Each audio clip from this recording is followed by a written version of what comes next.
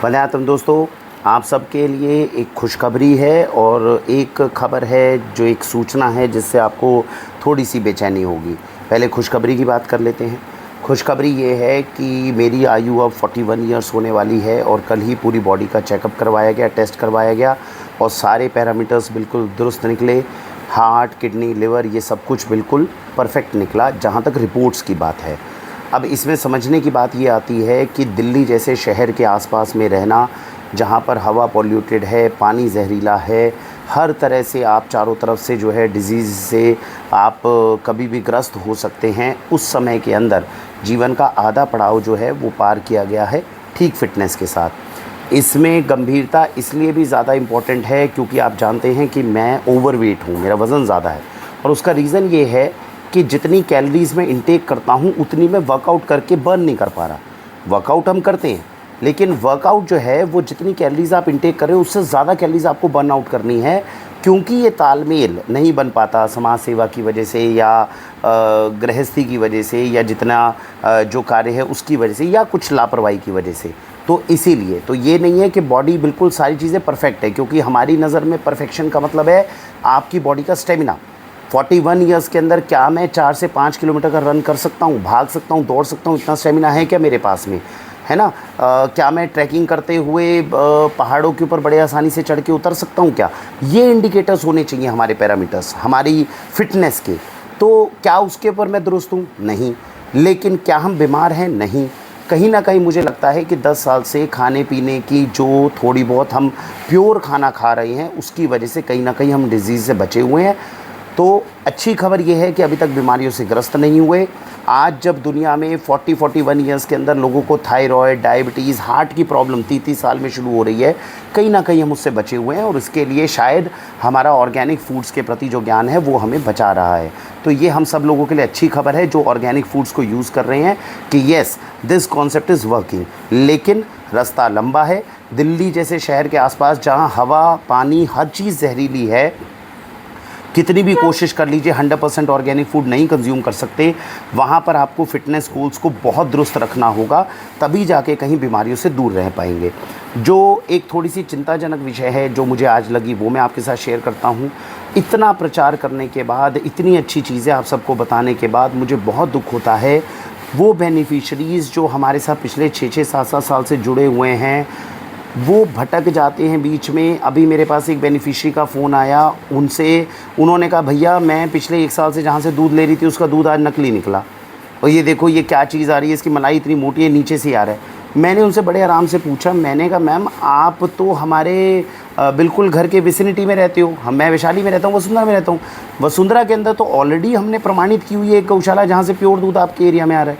फिर ये आप इधर उधर क्या, ये मतलब गलत चीज़ कैसे कंज्यूम कर रहे हो?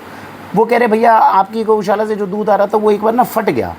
तो मैंने कहा फट गया तो आप हमें बताते कि भाई फट गया, उसके अंदर क्या चीज़ है, उसकी जांच कुछ मतलब फट गया तो उसका रीज़न हम आपको बताते। कहते नहीं, हमने सोचा कि ये तो दूध ख़राब है और इसलिए हमने उस गौशाला से बंद कर दिया, नई गौशाला से ले लिया।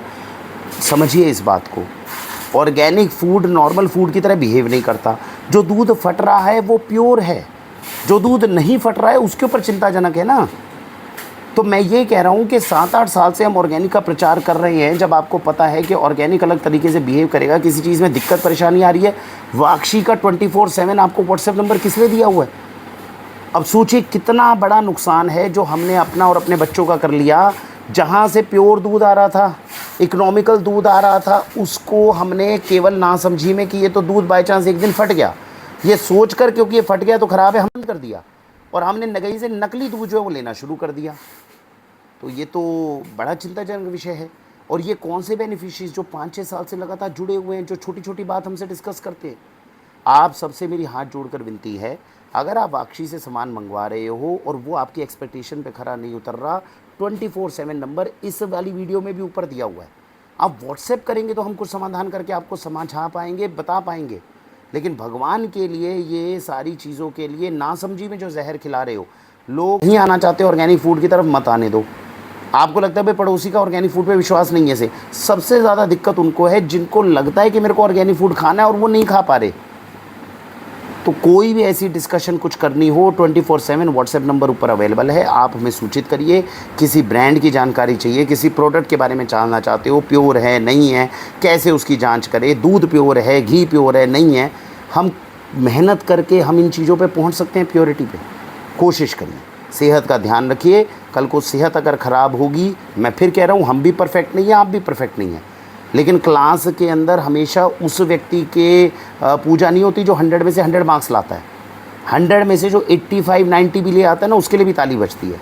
तो हम उसी लीग में हैं, हम निरोग्यता के उस चरण में हैं जहाँ पर हमें 100 में से 100 स्कोर नहीं करना, लेकिन हम दिन रात अगर कोशिश करते रहेंगे और मैं कहता हूँ 75, 80, 85 नंबर भी अगर हमने जीवन में स्कोर कर लिए तो बच जाएंगे। आने वाला समय बहुत ख़तरनाक है।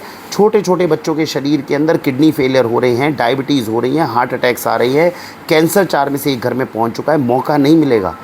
और एक बार रोग घर के अंदर, शरीर के अंदर आ गया, वापस निकालने में पसीने छूट जाएंगे। ये सिद्धांत है जो पूर्वजों के बताए हुए हैं, ये कोई ऐसी की गई बात नहीं है। तो भगवान के लिए ना समझी छोड़िए, ये 24/7 नंबर दिया गया है, डालिए, दिमाग बात करिए, डिस्कशन करिए, चीज़ें आपको दी जा रही हैं उनको पढ़िए, समझिए और समझकर अच्छी चीज़ें लीजिए। कल को कोई पूछ ले कि भाई तुम ये क्यों खा रहे हो, तो ये ना कहना पड़े यार भैया सब खा रहे हैं तो सबको तो कैंसर भी हो रहा है, फिर हो जाएगा तो फिर बुरा क्यों मानते हो।